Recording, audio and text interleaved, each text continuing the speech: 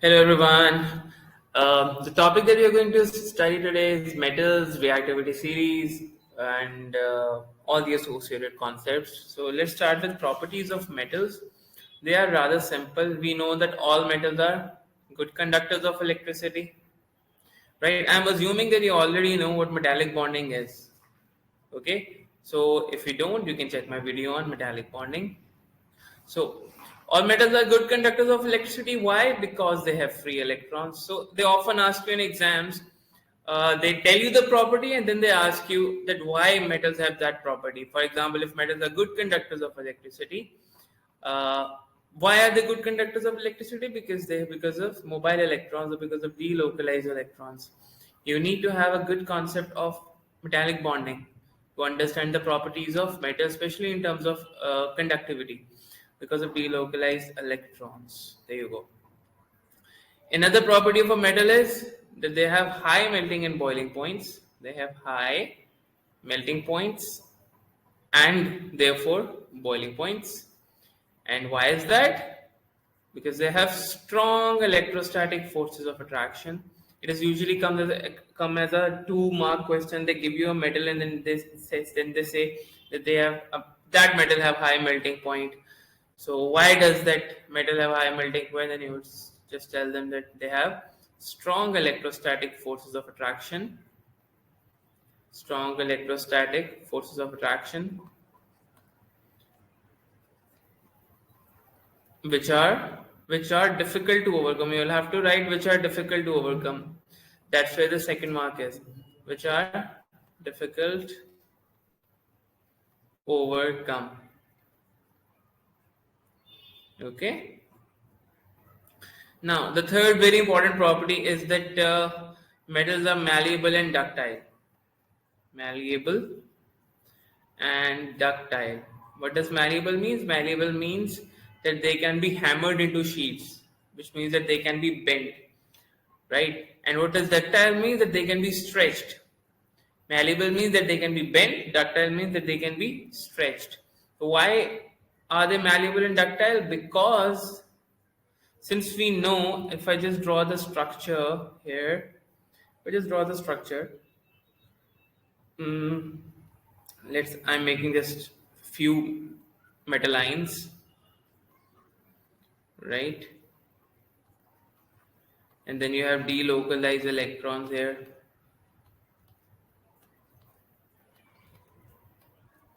So the electrostatic force of attraction is actually between the positive ions and these delocalized electrons, and that's what makes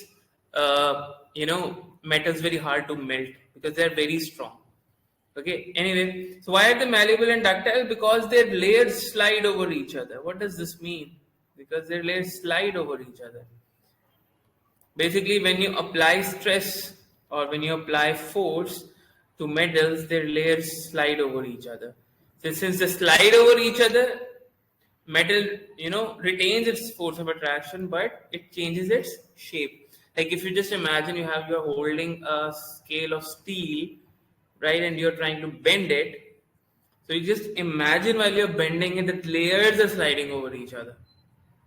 Okay? So they often ask you why metals are malleable or ductile. You will say that their layers slide over each other when force is applied. Or have to write when force is applied. Okay? There are some other properties that lustrous means they're shiny, good conductors, high melting point, high density, malleable, ductile. They can be stretched कर सकते हैं, which means they can be drawn into wires. They're usually solid and other than mercury. Okay, ji.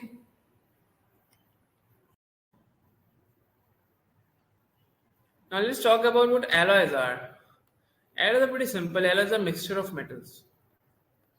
Mixture of metals. Like for example, brass. Brass is a mixture of copper and zinc. Okay, so that is an alloy. And why do we make alloys? We make alloys to enhance the properties of pure metals. Pure metals are generally very soft, not very soft, but rather soft. The use that we use metals in, the things in which we use metals usually require them to be hard, usually require them to be sturdy. But pure metals are not that sturdy. So what do? We make alloys out of them. And how does that make them more sturdy? Let's see that. Let's say I have pure copper. Let's have pure copper. Mhm. I'm just making a diagram.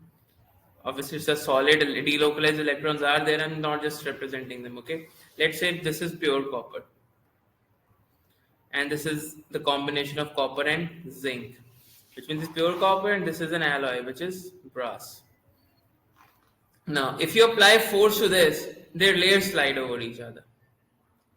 But if you apply force to this combination of metals, as you can see that the particles are of different sizes. The copper has a different size of particles, zinc has a different size of particles.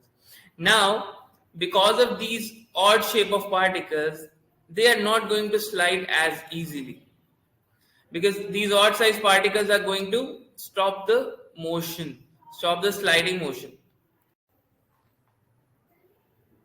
And that hindrance in the sliding motion actually makes alloys more harder. So we can say that alloys are harder than pure metals. They often ask you, alloys are harder than pure metals, and why are they harder than pure metals? Because their layers do not slide over each other as easily as pure metals, because these odd shaped particles actually stop them from sliding easily. ठीक है, उनका structure जो है वो distort हो जाता है. So that's why alloys are harder. Okay जी, नेक्स्ट हम डिस्कस करते हैं. काफी इंपॉर्टेंट टॉपिक है, that is called reactivity series. अच्छा, रिएक्टिविटी सीरीज को आपको सीक्वेंस में याद करना होता है. तो as you might already know कि इसके अक्सर टीचर्स जो हैं वो डिफरेंट तरीके से याद करवाते हैं. I am going to do the same. So let's write, please stop calling me a cute zebra. I like hot cup of minty sweet. Pepsi भी कर सकते हैं, गेटोरेड भी कर सकते हो, डिपेंडिंग आपको गोल्ड चाहिए या सिल्वर प्लैटिनम चाहिए आपको. तो लेट्स से गेटोरेड. ठीक है.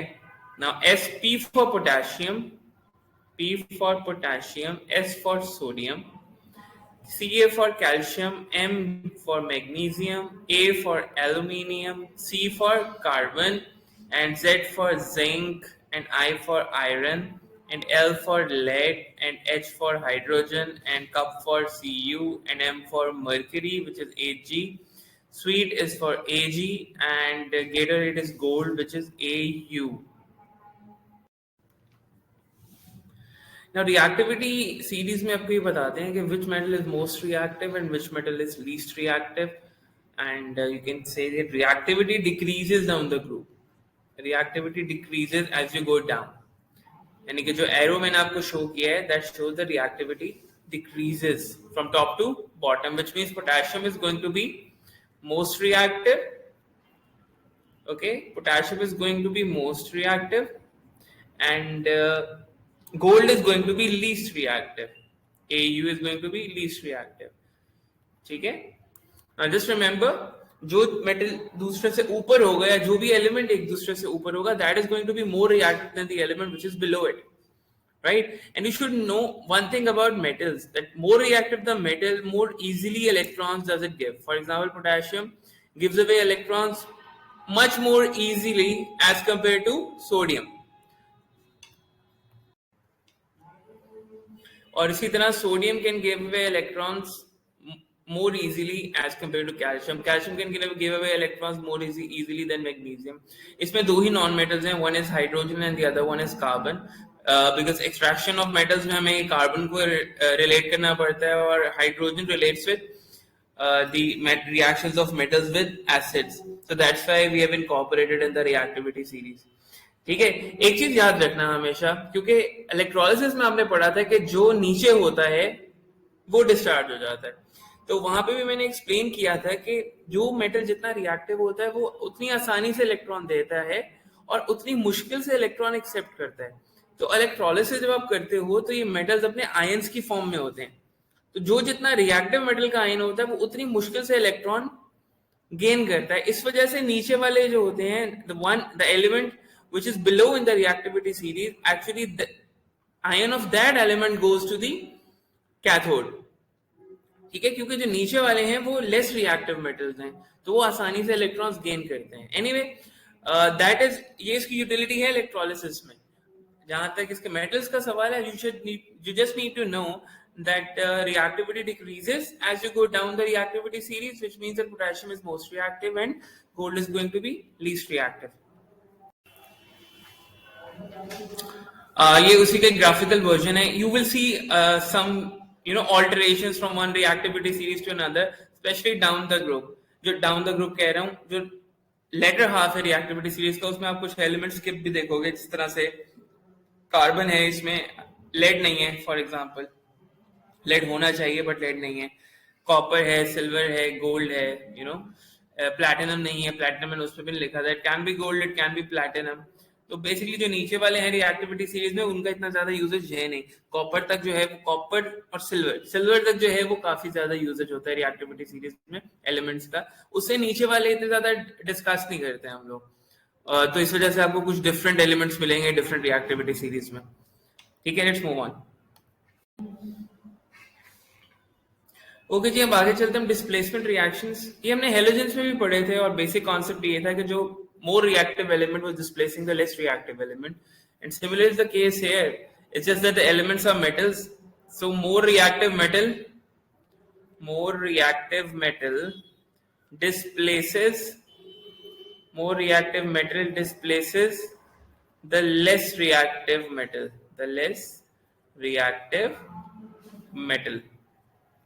there you go। ठीक है, अब फॉर एग्जाम्पल अब ये रिएक्शन बताया हुआ उसने, मैं थोड़ा सा जूम इन करके खुद लिख भी देता हूँ। Iron is reacting with copper sulphate. Now we know it was I like hot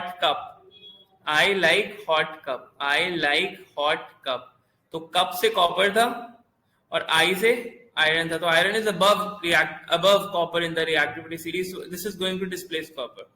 तो आयरन कॉपर की जगह पे आ जाएगा, तो आयरन सल्फेट बन जाएगा और कॉपर सेपरेट हो जाएगा। अभी जिसका कॉपर सल्फेट का ओरिजिनली सोल्यूशन क्या होता है, ब्लू होता है। ठीक है, तो जब आयरन जो है वो इसको डिस्प्लेस कर रहा होगा, तो ये ब्लू कलर क्या होगा, यहाँ पे एक ऑब्जर्वेशन क्या आएगी कि ब्लू कलर फेड हो रहा है। काफी कॉमनली पूछते हैं वाला रिएक्शन और जो कलर चेंजेस होते हैं, तो ब्लू कलर फेड हो जाएगा और बन क्या रहा है, आयरन सल्फेट बन रहा है। आयरन ये +2 वाला है, तो आयरन +2 जो होता है वो ग्रीन कलर का वो देता है, ग्रीन कलर देता है। तो ब्लू कलर फेड हो रहा है, तो वहां पे लिख सकते हो आप दूसरी ऑब्जर्वेशन के ग्रीन कलर अपीयर हो रहा है। इसके अलावा एक तीसरी ऑब्जर्वेशन भी है, क्योंकि कॉपर अलहदा हो रहा है, कॉपर जो है मेटालिक फॉर्म में जो है वो पिंक या ब्राउन भी लिखते हैं, ब्राउन कलर का होता है, ब्राउन सॉलिड अपीयर्स, ये भी तीसरी ऑब्जर्वेशन हो सकती है। ठीक है, तो अब इसको अगर ऑपोजिट कर देता मैं, लेट्स से अगर मैं आयरन सल्फेट का रिएक्शन करता कॉपर के साथ, तो ये रिएक्शन होना नहीं था, क्योंकि copper is less reactive than iron, तो it is not going to displace iron from its sulphate. Remember कि जब भी डिस्प्लेसमेंट रिएक्शंस की बात हो रही होगी, एक मेटल, नॉट जब भी, ज्यादातर यही हो रहा होगा एक्चुअली कि एक मेटल कंपाउंड की फॉर्म में होगा और दूसरा मेटल जो है वो अकेला होगा। जो अकेला मेटल होगा वो ज्यादा रिएक्टिव होगा, जो कंपाउंड के साथ मेटल होगा वो कम रिएक्टिव होगा। ज्यादा रिएक्टिव मेटल कम रिएक्टिव मेटल को डिस्प्लेस कर देगा उसके कंपाउंड में से। ठीक है, जिस तरह यहाँ पे क्या हुआ था, iron was reacting with copper sulphate, तो copper was the metal with a compound and iron अकेला है, आयरन ने कॉपर को डिस्प्लेस कर दिया।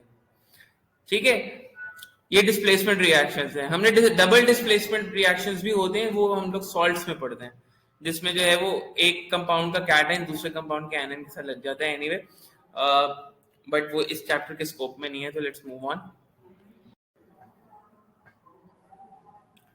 ओके जी, now there are reactions of metals with water and acids, आपको पता होने चाहिए। पहले वाटर के साथ देख लेते हैं, कोल्ड वाटर के साथ, फिर स्टीम के साथ। देखो, कोल्ड वाटर के साथ बहुत कम मेटल्स होंगे जो रिएक्ट करेंगे, जो ज्यादा रिएक्टिव होंगे सिर्फ वही रिएक्ट करेंगे कोल्ड वाटर के साथ। जिस तरह पहले 4 मेटल्स जो हैं वो कोल्ड वाटर के साथ रिएक्ट कर जाते हैं, तो वो ऑब्वियसली स्टीम के साथ भी कर ही जाएंगे अगर वो कोल्ड वाटर के साथ कर रहे हैं, because cold water means you are introducing water जिसकी एक्टिवेशन एनर्जी बहुत हाई है, इन द सेंस कि यहाँ पे भाई आपको ये उसी वही सिर्फ मेटल इसका रिएक्ट करेगा जो बहुत रिएक्टिव है, जिसके पास अपनी जो है ना अपनी उसके पास बहुत एनर्जी है, ठीक है।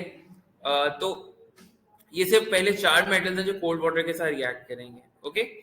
उसके बाद जितने भी मेटल्स हैं वो कोल्ड वाटर के साथ रिएक्ट नहीं करेंगे। तो आप यू कैन रिमेंबर कि पहले 4 मेटल्स, पहले 4 elements react with cold water, and obviously they are reacting with cold water, so they are going to react with steam as well, ठीक है। पहले 4 react with cold water, 3 4 and next 3 और 4, 1 2 3 4, aluminium भी नहीं react करता cold water से।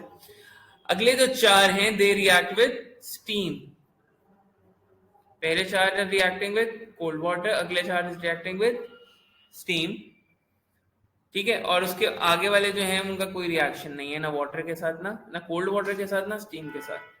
तो you can just remember it like this. पहले 4, please stop calling me a cool zebra, यहाँ पे कूल लिखा हुआ है उसने, मैं क्यूट लिख लेता हूँ, it is not much of a difference, ठीक है। अच्छा, तो आप उसको कैसे याद करोगे? आपने रिएक्टिविटी सीरीज सीक्वेंस में याद कर लिया, जस्ट रिमेंबर पहले 4 मेटल्स कोल्ड वाटर के साथ भी रिएक्ट करते हैं, स्टीम के साथ भी, और अगले 4 सिर्फ स्टीम के साथ करते हैं, और उससे आगे जो हैं they had no reaction with either cold water और स्टीम, ठीक है। अच्छा, रिमेंबर जो भी मेटल्स आपके कोल्ड वाटर के साथ रिएक्ट करेंगे वो उनका हाइड्रोक्साइड बनाएंगे, यानी कि फॉर एग्जांपल अगर पोटेशियम कोल्ड वाटर के साथ रिएक्ट कर रहा है तो पोटेशियम का हाइड्रोक्साइड बनेगा। ये सेम रिएक्शन हमने पीरियोडिक टेबल में भी पढ़े थे, ठीक है, reactions of alkali metals with hydrogen,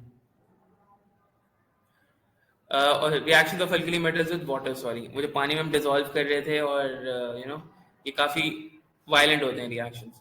anyway, तो what I was saying is कि जब मेटल्स कोल्ड वाटर के साथ रिएक्ट करेंगे तो मेटल का हाइड्रोक्साइड बनता है, और जब मेटल्स स्टीम के साथ रिएक्ट करते हैं तो मेटल का ऑक्साइड बनता है। जिस तरह से फॉर एग्जांपल एल्यूमिनियम है, वो सिर्फ ये कार्बन है, कार्बन तो खैर रिएक्ट भी नहीं करते, it's not even a metal, तो कार्बन को हम इंक्लूड भी नहीं करते इसके अंदर, कार्बन को जस्ट एलिमिनेट ही करते हैं इसमें से, क्योंकि we are particularly talking about metals here, तो हम जस्ट इग्नोरिंग जो है ना वो कार्बन फ्रॉम है।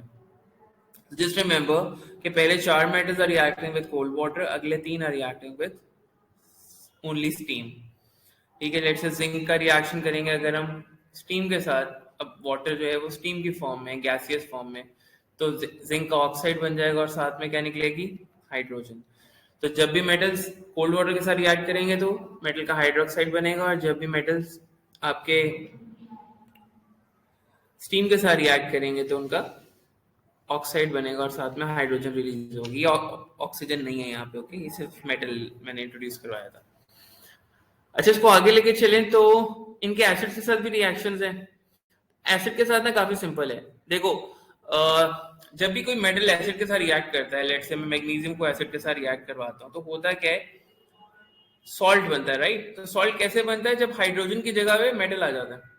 तो हाइड्रोजन की जगह पे मेटल आने के लिए जरूरी है कि metal has to be more reactive than hydrogen, and only those metals are more reactive than hydrogen which are above hydrogen in the reactivity series। तो सिर्फ वो metals ये वाला रिएक्शन देते हैं जो हाइड्रोजन से ऊपर है रिएक्टिविटी सीरीज में। यहाँ पे जो हाइड्रोजन से नीचे हैं ये रिएक्शन नहीं देते। रिमेंबर कॉपर स्पेशली, बिकॉज ये अक्सर कॉपर आ जाता है, तो आपने बताना होता है copper does not react with acid. You should know that copper does not react with acid, ठीक है। चाहे डाइल्यूट है चाहे कंसंट्रेटेड है, ये रिएक्ट नहीं करेगा क्योंकि it's below hydrogen in the reactivity series, ठीक है। आगे चलते हैं।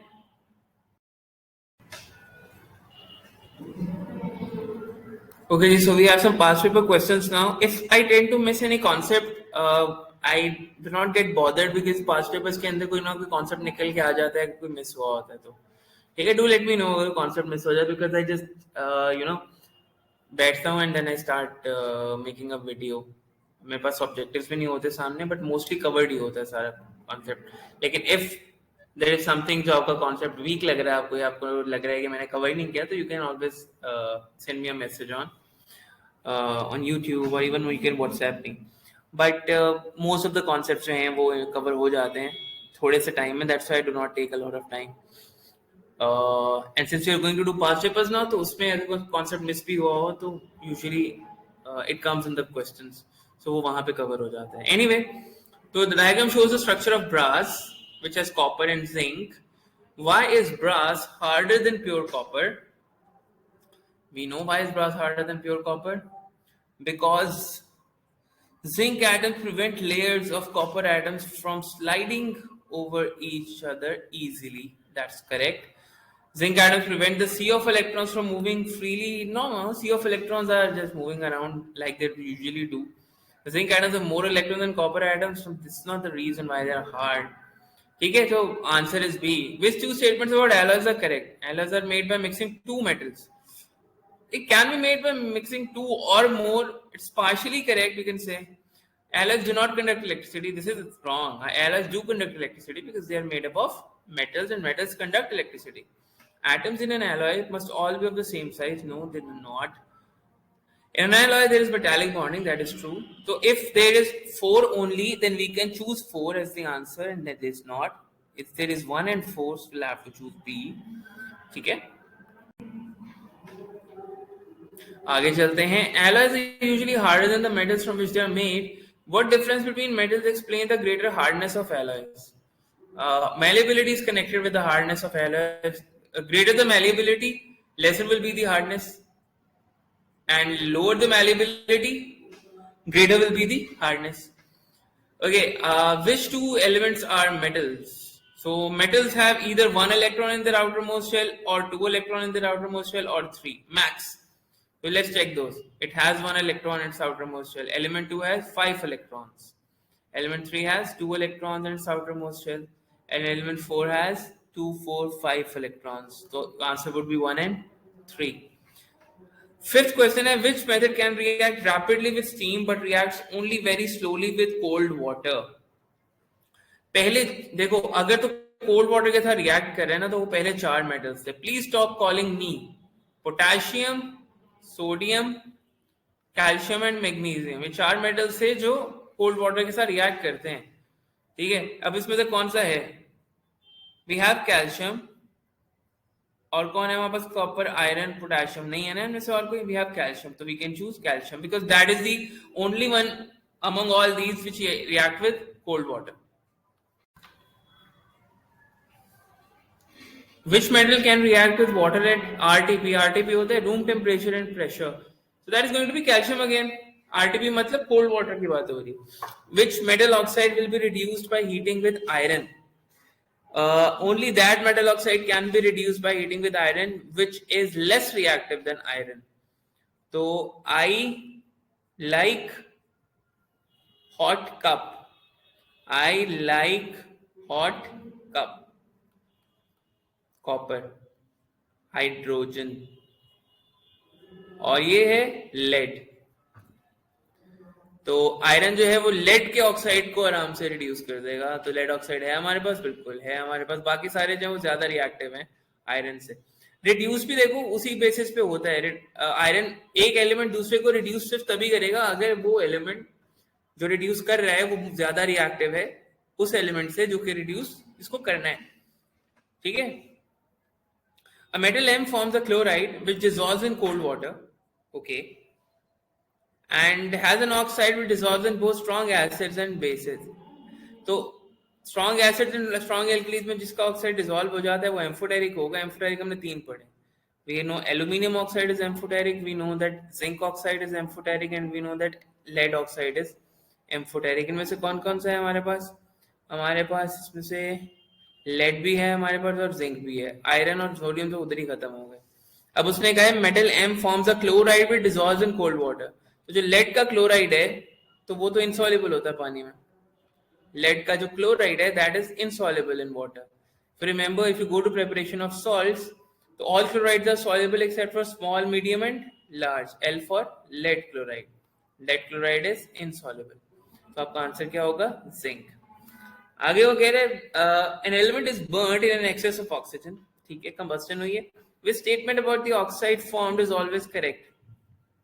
mass of oxide formed is greater than the mass of element burnt, obviously यही ठीक होगा, क्योंकि ऑब्वियसली एलिमेंट को जब आप बर्न करोगे उसका ऑक्साइड बना रहे हो तो ऑब्वियसली उसमें ऑक्सीजन के एटम्स ऐड हो रहे हैं, तो ओवरऑल मास तो ऑक्साइड का ज्यादा ही होगा ना ओरिजिनली एलिमेंट से।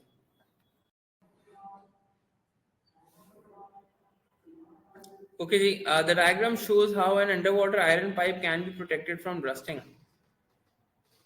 अच्छा, ज्यादा रिएक्टिव मेटल लगा देते हैं ना, इसको सैक्रिफिशियल प्रोटेक्शन कहते हैं, we call it sacrificial protection. हम करते क्या है, हम आयरन को बचाने के लिए ज्यादा रिएक्टिव मेटल उसके अराउंड लगा देते हैं, सो दैट वो मेटल जो है खुद कंज्यूम हो जाता है लेकिन आयरन बच जाता है कोरोड होने से। तो which words complete gaps 1 and 2? metal Z can be magnesium, copper तो आयरन से कम रिएक्टिव है तो मैग्नीशियम ही हो सकता है, because it is more reactive than iron. D will be your answer. आगे वो कह रहे हैं steel is an alloy made by the addition of carbon or metals to iron. Use the diagrams below to explain why an alloy of iron manganese is less malleable than pure iron. Because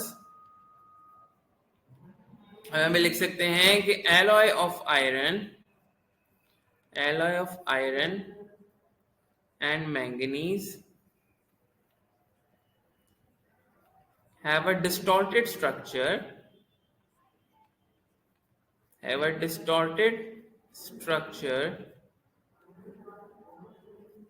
due to odd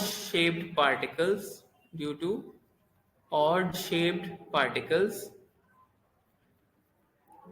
which prevent layers from sliding when force is applied. ठीक है, तो कुछ catch words अपने लिखने होते हैं, एक तो लेयर्स इतनी आसानी से स्लाइड नहीं होती, दूसरा ये कि स्ट्रक्चर डिस्टॉर्ट हो जाता है। ओके जी, तो ये आपको कुछ टेबल दिया हुआ है। Place the 4 metals in order of increasing reactivity, यानी कि लीस्ट रिएक्टिव ऊपर, मोस्ट रिएक्टिव नीचे।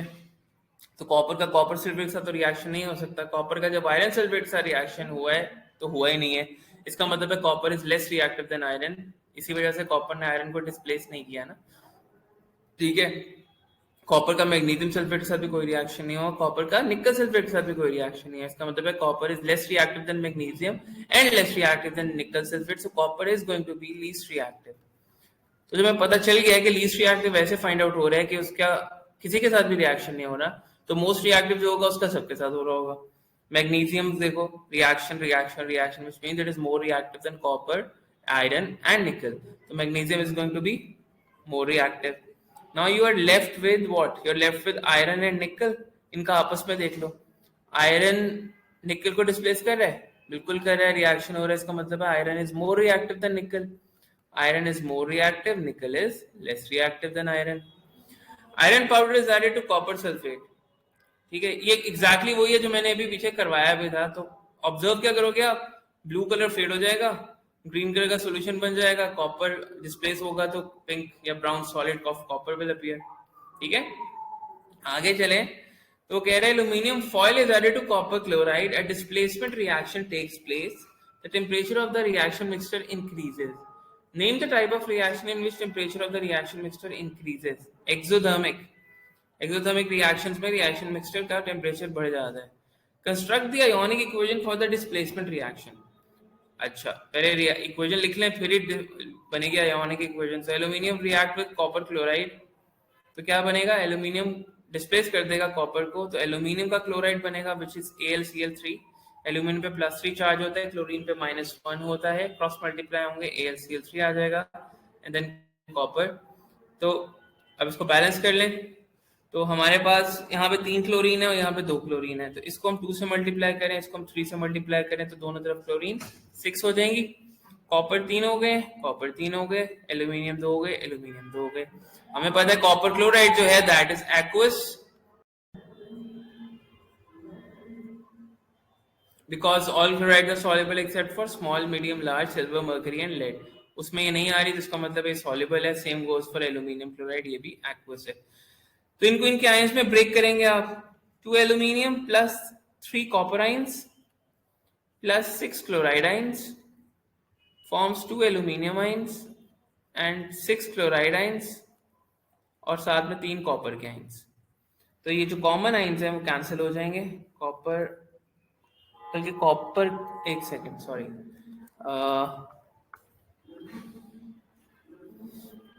दोनों तरफ कौन सा कॉमन है? क्लोराइड कॉमन है ना, क्लोराइड कैंसिल हो जाएगा। You are left with 2 aluminium plus 3 copper plus 2 forms 2 aluminium plus 3 ion and 3 copper. ये आपकी हो जाएगी आयोनिक इक्वेशन। आप जो एक्वस है उनको आयंस में ब्रेक कर देते हैं और जो दोनों तरफ कॉमन आयंस होते हैं उनको कैंसिल कर देते हैं। आगे वो कह रहे हैं explain why even though it is high up in the reactivity series aluminium does not react with cold water. Aluminium इतना रिएक्टिव इस वजह से नहीं होता because it has, aluminium has a protective layer of aluminium oxide. Aluminium has a protective layer of aluminum oxide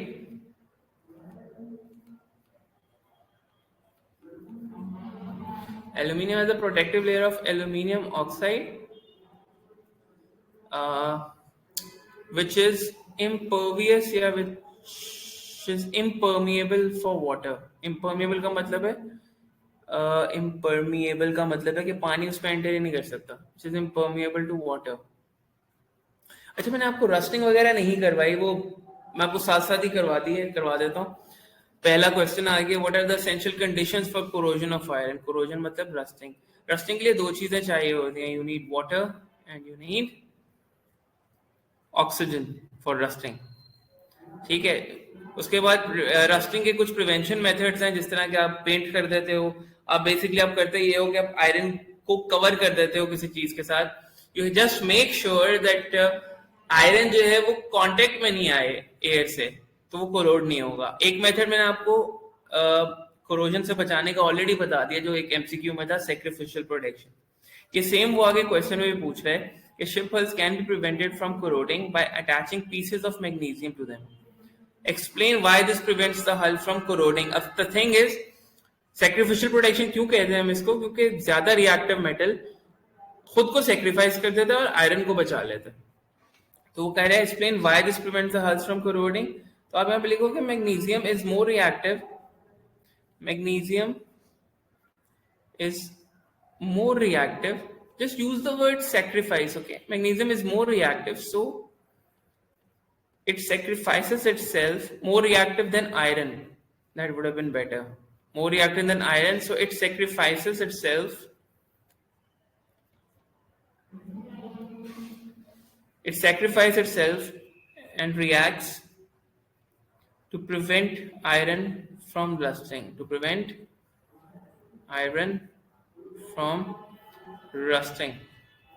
Explain the meaning of the term alloy, mixture of 2 or more metals. ठीक है, I think that's all. ये questions हैं हमारे। अच्छा, rusting में परेशान नहीं होगा न होना। एक है सैक्रिफिशियल प्रोटेक्शन, दूसरी है हमारी पेंटिंग। पेंटिंग से भी आपका जो है वो, आप बेसिकली आयरन पे पेंट कर देते हो तो कुछ रस्टिंग से बचत हो जाती है। अक्सर आपने देखा होगा आयरन के गेट्स वगैरह जो है वो पेंट किए होते हैं हमने। And then there is something called galvanizing. Galvanizing क्या होती है? गैल्वेनाइजिंग ये होती है कि आप जिंक की कोटिंग कर देते हैं आयरन के ऊपर, जिंक की coating. Since zinc is more reactive than iron, तो जिंक कंज्यूम हो जाता है। ठीक है, it is different from sacrificial protection के। सैक्रिफिशियल प्रोटेक्शन में जैसा पीसेस अटैच कर देते हो मोर रिएक्टिव मेटल के, गैल्वेनाइजिंग में आप प्रॉपर कोटिंग करते हो एक मेटल की।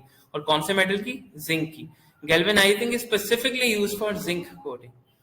ठीक है, and then there is greasing. जिस तरह बाइसिकल्स और मूविंग पार्ट्स होते हैं मशीन के, उस पर ग्रीस लगा देते हो, तो बेसिकली जो आयरन के पार्ट्स होते हैं they do not get expose to, directly expose to air, जिसमें वाटर भी है और ऑक्सीजन भी है, और रस्टिंग इस वजह से फिर उसमें ना हो या रिड्यूस्ड हो भी तो बहुत स्लो हो।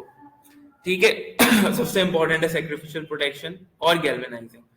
ठीक है, सैक्रिफिशियल प्रोटेक्शन के हमने क्वेश्चंस भी कर लिए, दोनों कर लिए, P1 और P2। होपफुली ये क्लियर हो गया होगा चैप्टर इंशाल्लाह।